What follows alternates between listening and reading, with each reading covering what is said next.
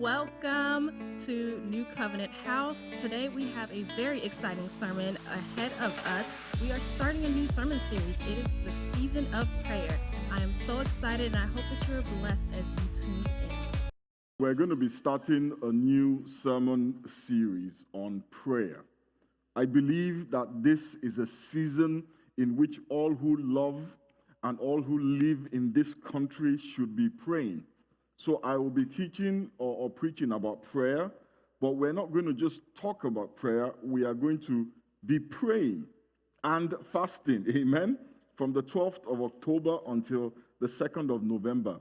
We're praying not just because we are concerned about the elections and the promises of chaos, but we're praying not just because we're concerned about the direction of the country, but because we as a community are being called specifically by God into a season of prayer.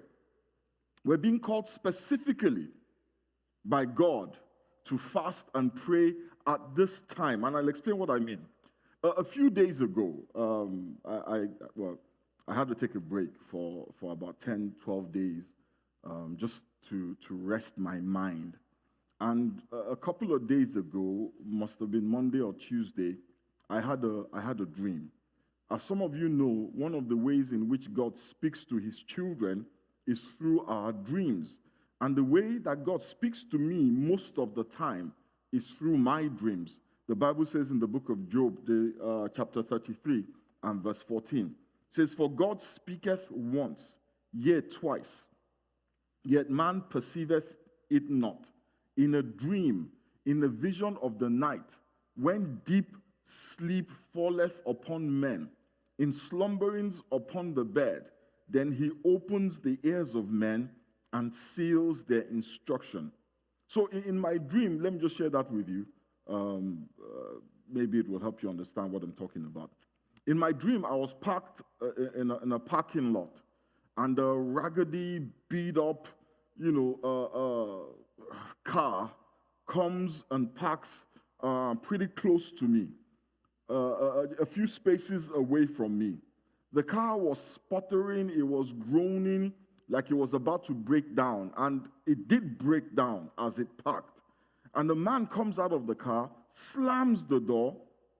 He was wearing very loud, very garish clothing, like a Hawaiian shirt, like a really loud Hawaiian shirt. And he was really angry because his car had broken down. When I looked at the man, I saw that it was the president. And in my dream, a voice spoke to my heart and said, "You have to go and help him." I was very reluctant, but I got out of my car and I went to help him. And that's when I woke up. I thought to myself when I woke up, this is a really odd dream. I have never dreamt about the president, and I couldn't imagine any situation where he would need my help. And even if a situation arose where he needed my help, I was pretty confident that I certainly would not help him. So I just, pushed the dream away. But a few days later, my daughter sends me a tweet where the president announced that he had tested positive for COVID-19. And in that moment, as I read that tweet, the Holy Spirit reminded me of the dream. And he showed me that the car that was sputtering, that broke down, was the president's life. That the sputtering was an illness, and him getting out of the car was like him leaving his life behind. And me helping him was simply me praying for him. But not just me, but all the people in the church that I pastor. Let me be clear. This is not my favorite president by any means. I do not support or approve of anything he does, not from a judgmental perspective, but I just have a problem with it. The Holy Spirit reminded me of Matthew chapter 5, verse 48, because I was like, I'm not praying for him. It says, "Be perfect, therefore, as your heavenly Father is perfect."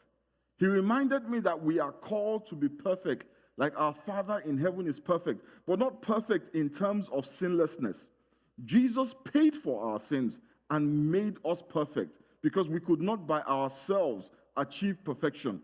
We are called to be perfect in mercy on both the people we like and the people we don't like, on both the believer and the unbeliever alike.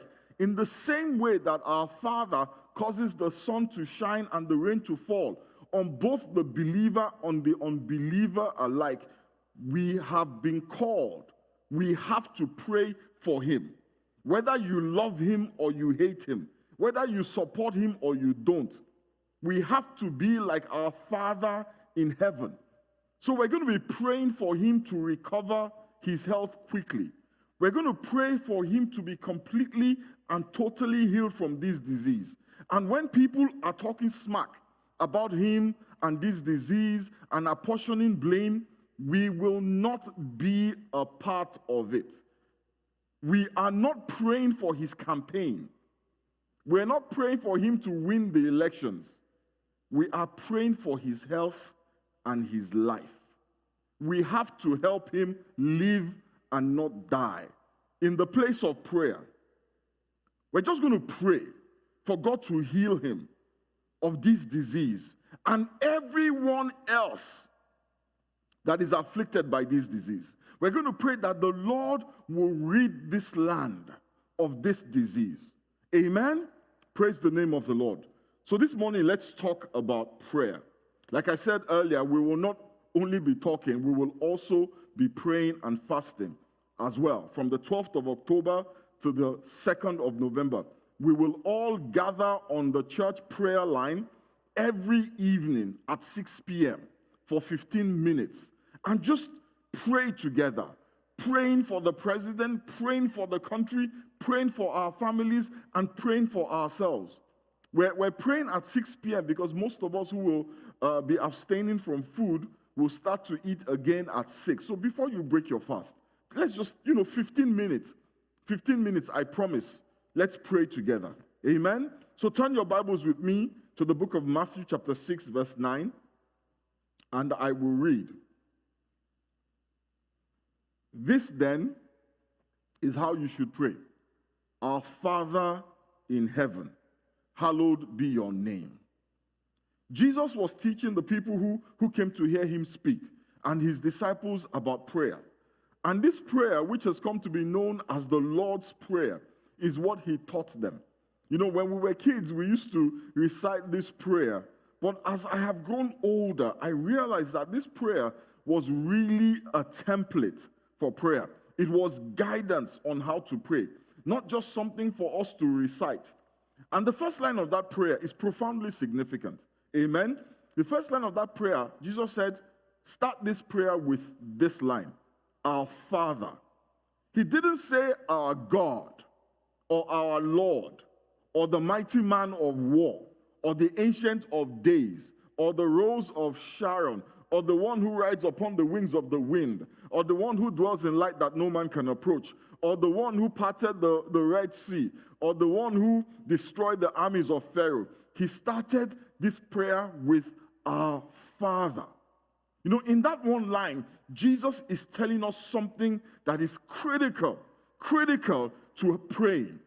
It's critical to prayer. By starting our prayer with our Father, Jesus is telling us that we should look at God as a Father. Now, I know that the word Father means different things to different people based on what we believe a father is or what a father should be or based on what we have experienced of our own earthly fathers as we grew up. Some of us had fathers who were horrible, and that's the truth. And some of us had really great fathers, but didn't have the means to help us fulfill their dreams for us.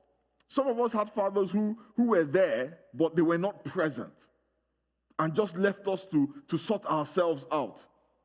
Some of us have fathers who spoilt us, who gave us everything we wanted, everything we needed, without so much as caring how it impacted us. All they wanted was for us to be happy.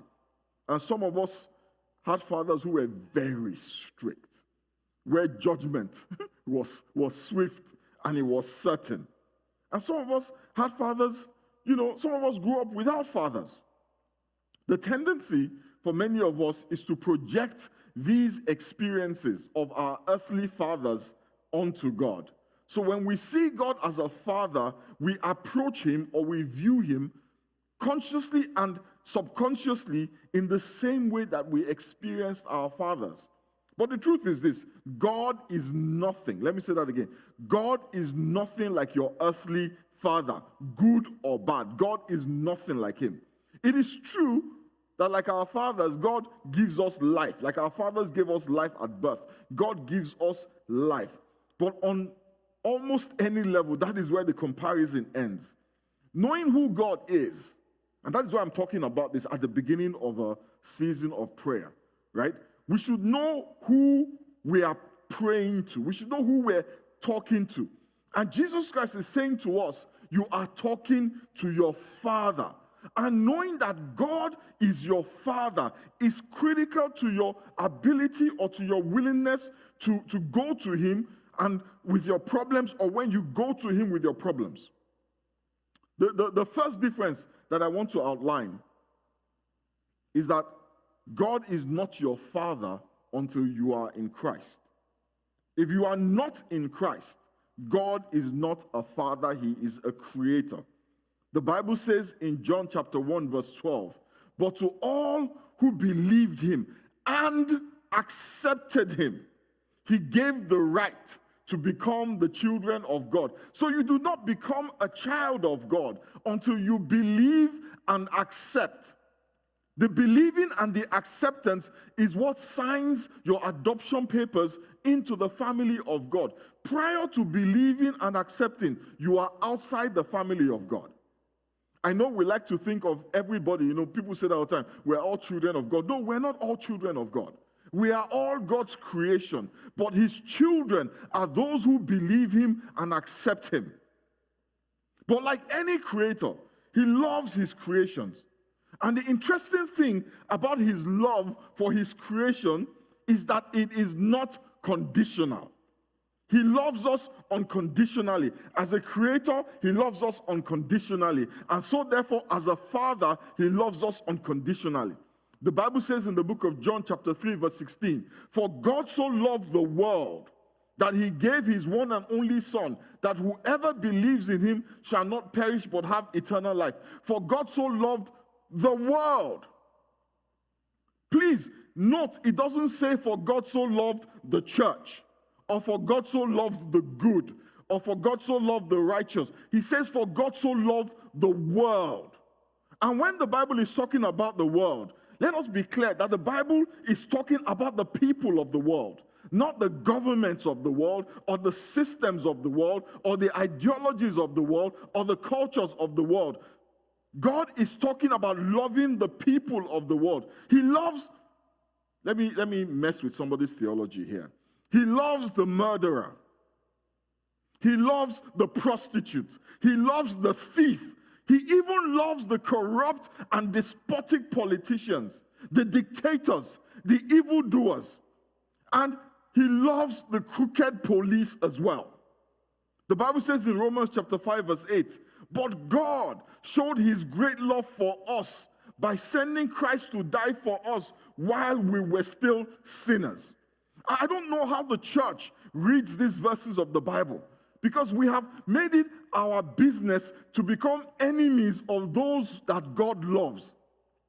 We are called to hate sin, not people. And if you hate people, if you love people, if you don't hate people, there's a way that you will talk to them and talk about them. The fact that somebody does not share our faith does not mean they are not human, does not mean they don't deserve respect, does not mean they don't deserve all the blessings that we have. The Bible says God causes the sun to shine and the rain to fall on both the believers and the unbelievers alike. And in this we are like our fathers. And the question to ask the church today is, if we were God, would we cause the rain to fall on both the believers and the unbelievers alike? For those of us who are political, would we pray for Trump in the same way that we would pray for Obama? If we can say with confidence, I will pray for Trump with the same fervency and with the same passion that I pray for Obama, in that sense, are you truly like God? You know, that word, be perfect, even as your Father in heaven is perfect, speaks of maturity. The word perfect actually means maturity. If you cannot deal with unbelievers in the same way that you deal with Christians, then you're not mature. So all of these people in leadership who talk about sinners, who vilify them, who judge them, be careful that you are not like those who gathered around the woman who had committed adultery, carrying stones in their hand. And Jesus said to them, if you are without sin, cast the first stone. We're throwing stones when we are not in a position to throw stones. We stand only by the grace and the mercy of God. God showed his great love for us by sending Christ to die for us while we were still sinners. And that is why I say his love is unconditional. Because he gave us the greatest gift he could possibly give humanity. While we were his enemies, while we hated him, while we lived a life that dishonored him, that disregarded him and disrespected him, that is when he blessed us with the best blessing that he had. In the parable of the prodigal son in Luke 15, verses 11 to 31, Jesus showed us God. He used a parable to show us what God is like. By the way, the title of this sermon, it's a sermon on prayer, but the title of this particular episode is, Who Do You Think You're Talking to? You know, Jesus Christ had come out of a village. He went to a village with his disciples, and they had come out of a village. And the people in the village did not receive him. They weren't hospitable. They weren't nice. They weren't polite. They probably called him a son of darkness, called him names. And when they left the village, a couple of his disciples were so upset with the way they treated Jesus that they said, let us call thunder and fire to strike these people. And you know what Jesus said? He says, clearly you don't know the spirit that is in you. And I believe that many in the church have lost sight of the spirit that is in us. Jesus shows us God in that parable.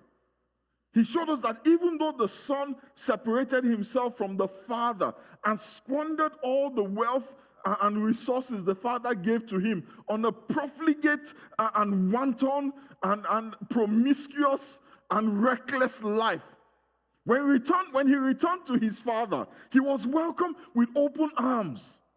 There was no vilification. He was welcomed with open arms. You know, many times when we read the story of the prodigal son, we think about the son.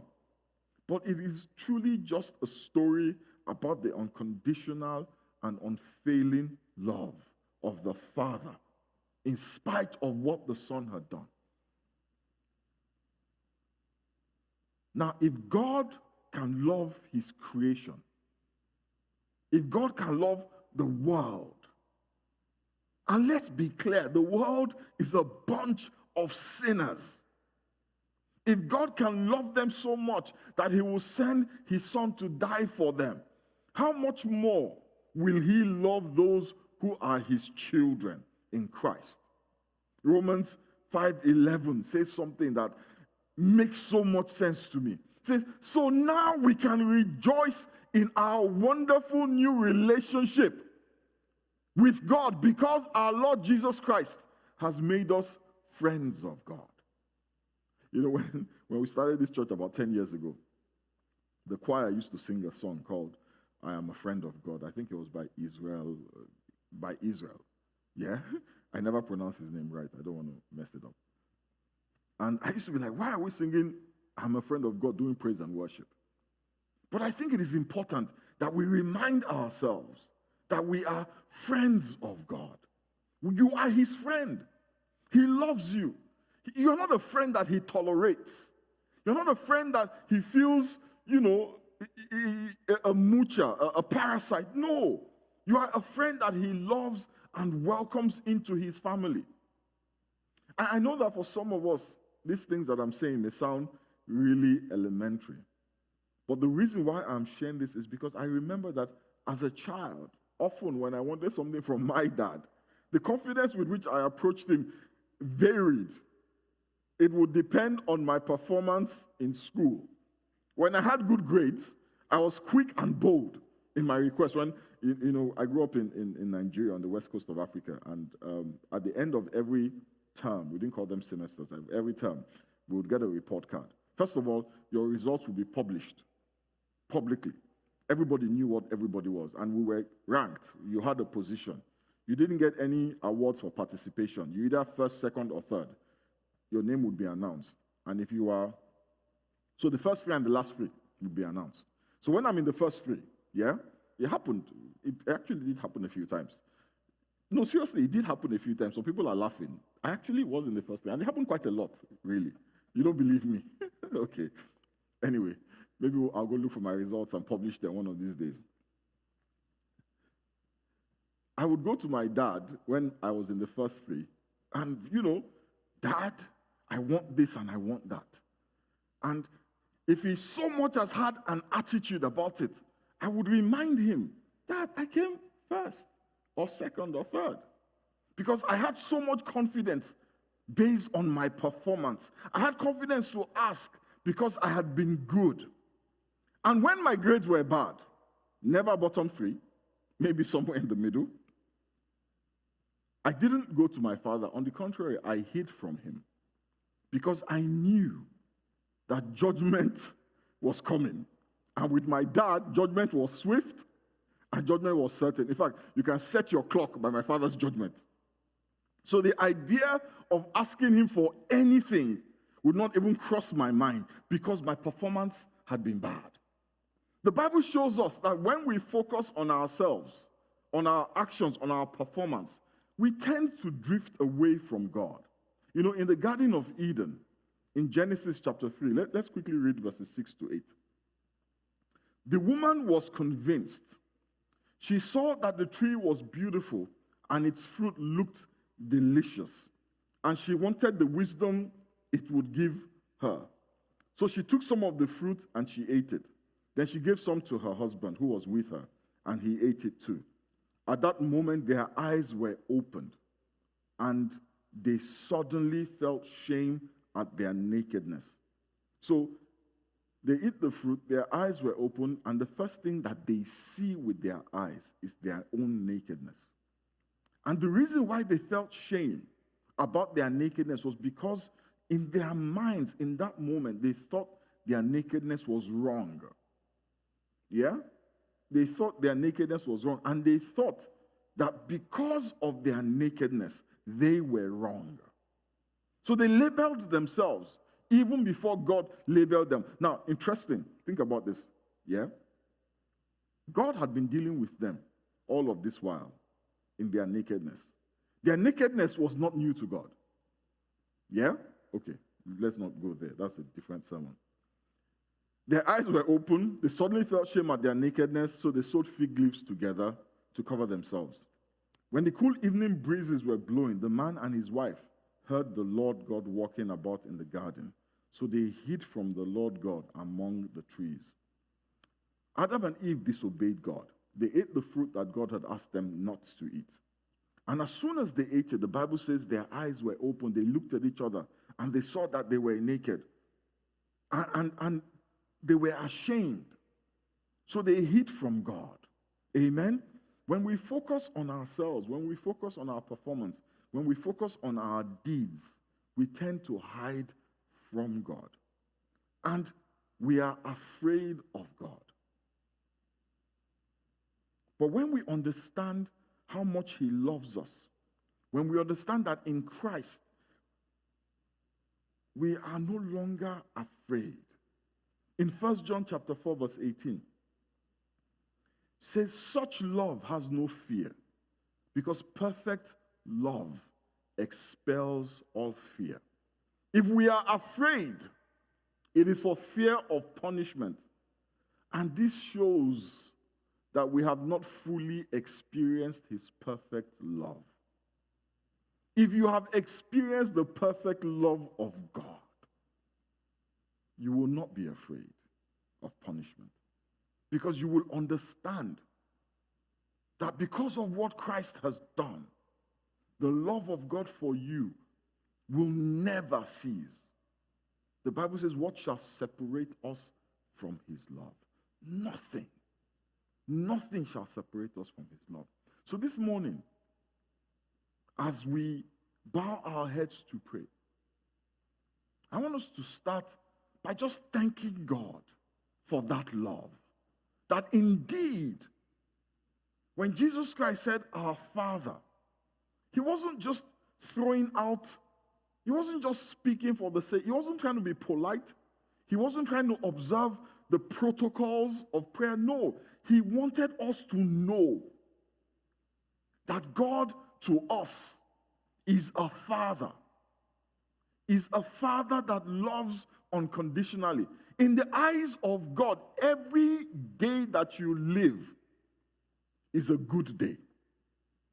Do you know why? Because when God looks at you, he sees Jesus. And Jesus was perfect. Jesus was perfect. My brothers and sisters, let us just pray this morning and thank God for a love that is beyond our capacity to understand. So we have to just accept it. Father, this morning we thank you for your love. We thank you for the love with which you love us. It is a love that is beyond our comprehension. It is just too much for our minds to comprehend. But Father, we accept that love. We accept the love that caused you to send your Son to the cross for us while we were still sinners. We accept the love that doesn't deal with us based on our actions, but based on what Jesus did. Thank you, Father. And this morning, I just want to speak to all those people who are listening, who have not experienced the love of God, who have not accepted Jesus as Lord and Savior. This morning, you can pray to experience that love. You can say to God, Father, I have heard of this love. I have seen the joy on the faces of people who have experienced it. Father, grant me experience of his love. Let me experience that love. Let me interact with you in a way that will give me clarity concerning your love. Father, we just pray for all those who are listening, who have not experienced the love of God, the love of Jesus. Father, I pray that you will touch them in a way that will be clear to them that you love them. And for those who have forgotten because of a challenge that they are currently dealing with, Father, I ask in the name of Jesus that you will deliver them from whatever problem, whatever challenge, whatever bondage that they are currently in. And that deliverance will be a memorial in their minds to your love. Father, we thank you. We bless you and we give you praise. In the mighty and precious name of Jesus, we have prayed. Amen. Amen. Praise the name of the Lord. Today is Communion Sunday, and we're going to take communion together. Can I have the bread?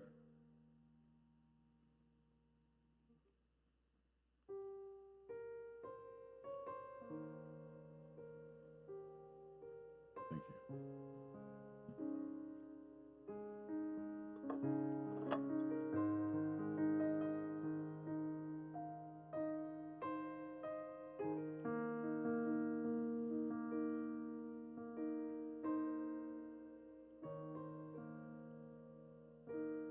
Let's turn our Bibles very quickly to 1 Corinthians 11.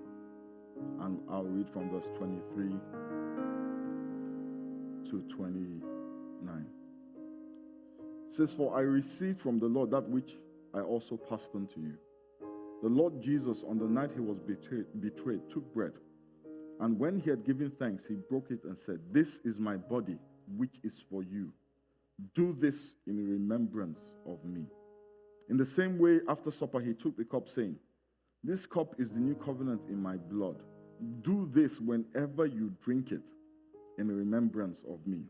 For whenever you eat this bread and drink this cup, you proclaim the Lord's death until he comes. You know, there are two words in these verses that I think I just want to highlight before we take communion this morning. Or rather, one word, and it's used in two places. And that is the word remembrance. Yeah? He says, "This is my body which is broken for you. Do this in remembrance of me. This cup is the new covenant in my blood. Do this whenever you drink it in remembrance of me." You know, that word remembrance, or that word translated remembrance, comes from a Greek word, memorial. But when the Jewish people, when they think of a memorial, for them it is not just an intellectual recall. Yeah, it is a reenactment.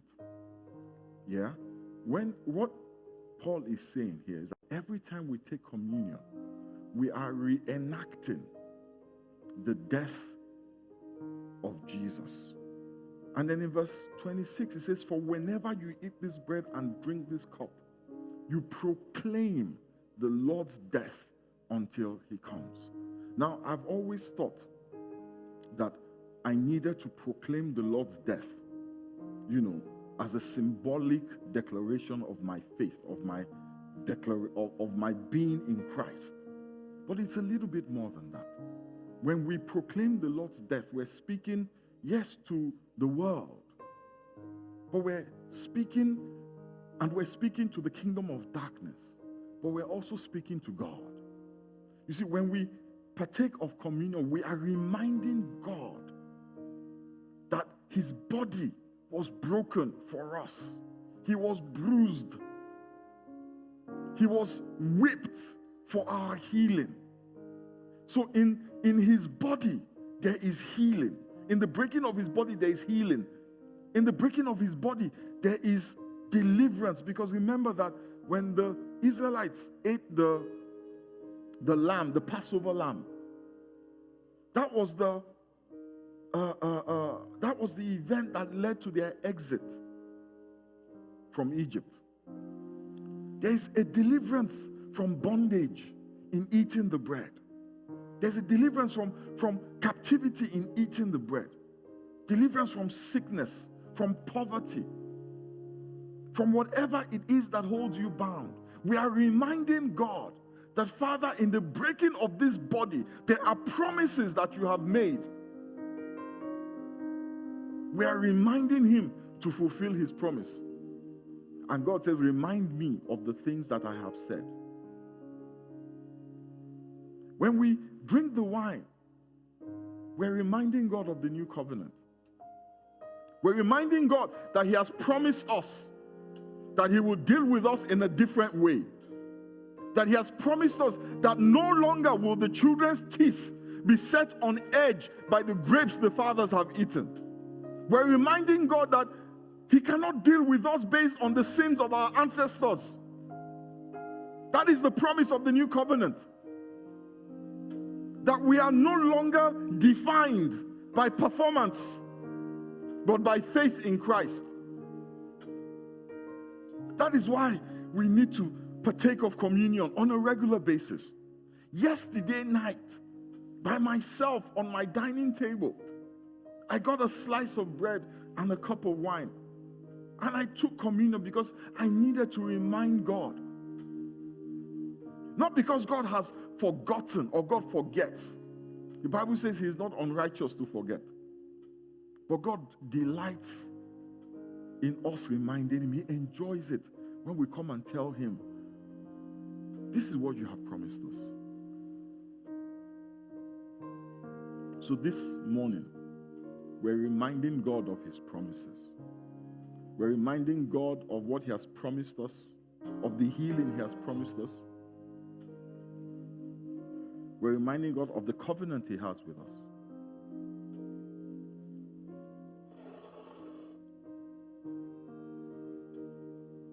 On the night in which he was betrayed, he took bread, and when he had given thanks, he broke it, and he said, "This is my body, which is for you. Do this in remembrance of me."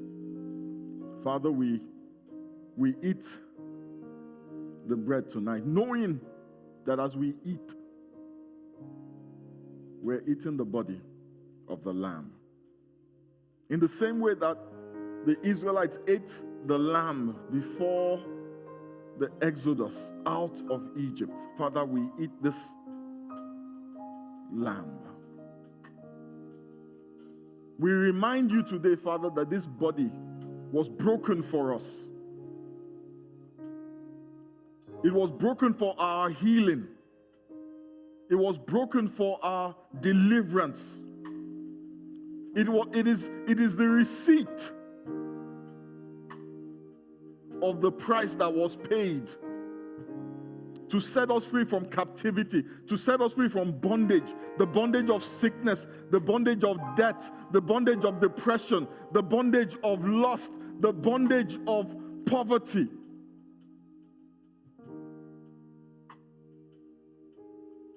Thank you, Father.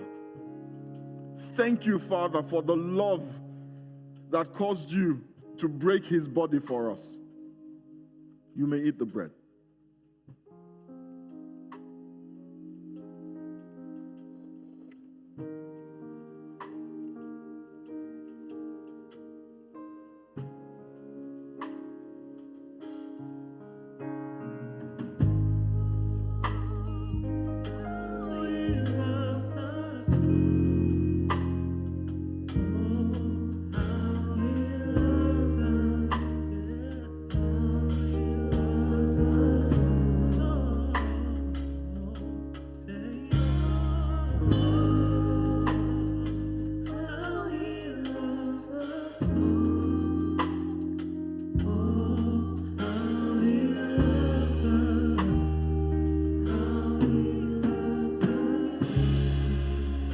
The same way after supper, he took the cup, saying, "This cup is the new covenant in my blood.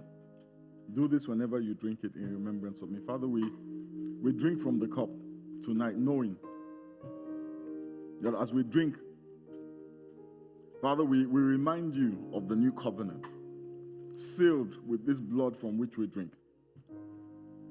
Father, we pray in the name of Jesus that you will remember your promises, that you will remember the new covenant, that you have promised, Father, to deal with us in Christ in a new way.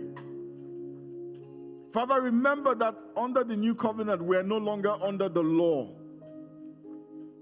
Remember that under the new covenant, we are no longer paying for the sins of our ancestors. That under the new covenant, we are made righteous by grace through faith. Thank you, Father, for making us righteous. Thank you, Father, for giving us access into a relationship with you because of the new covenant. We bless you and we give you praise. You may drink from the cup. How he loves us. Oh, how he loves us. Oh, how he loves us. Oh, how he loves us.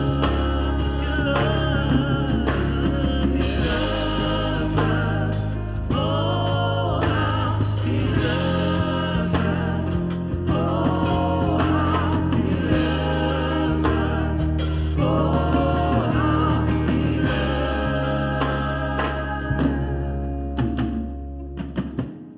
Amen. Praise the name of the Lord. I pray that the Lord will remember you, even though the Lord does not forget. I pray that today, as you have taken communion, in the same way that the Lord remembered the mother of Samuel, the Lord will remember you and bless you with all the desires of your heart. In the mighty name of Jesus, we pray. That was such a powerful sermon. I hope that you were as blessed as I was. And if you liked it, we want you to stay connected with us. Go ahead, like, subscribe, follow us on all of our social media platforms. We're here on YouTube, we've got Facebook, we've got Twitter, Instagram, so many different ways to stay connected. And also share with your friends and family. They should be blessed as well. Lastly, if the Lord puts it upon your heart, feel free to give to our ministry. Again, I hope that you stay blessed and have a wonderful rest of your week.